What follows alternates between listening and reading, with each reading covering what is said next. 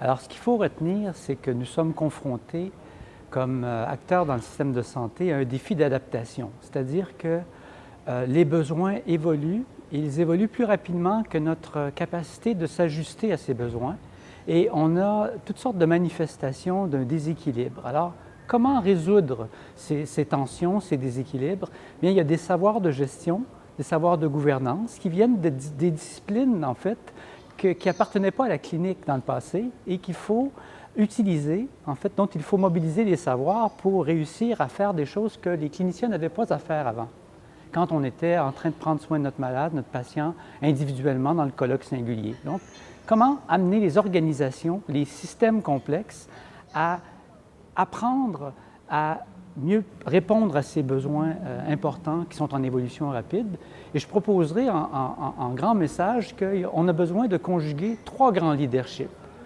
Le leadership de l'administration publique, c'est-à-dire les systèmes qui savent opérer en fonction de logiques de gouvernance, d'établissements qui reçoivent des mandats, qui les réalisent, qui en rendent compte. Il y a un savoir-faire sur ces méthodes-là et il y a une certaine technocratie qui vient avec ça, mais ça peut être bien fait.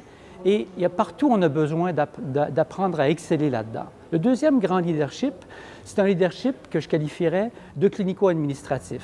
C'est la gouvernance clinique. C'est de travailler avec la connaissance, les codifier en meilleures pratiques, apprendre à livrer ça à des vraies populations et atteindre des résultats et à se responsabiliser par rapport à ça. Ça, c'est un nouveau métier et c'est un métier extrêmement important qui est un métier interdisciplinaire. Oui, la profession infirmière, oui, la profession médicale, mais aussi toutes les autres professions de la santé et des services sociaux largement définies qui doivent apprendre à partager ce leadership-là. Et le troisième grand leadership, bien, c'est le leadership peut-être plus démocratique du patient, du citoyen. Et c'est la véritable transformation, en fait, qui s'annonce, c'est-à-dire que dorénavant, le patient sera le maître. C'est celui qui déterminera ce dont il a besoin, ce qu'il veut, ce qu'il apprécie moins. Et ce changement-là, il émerge.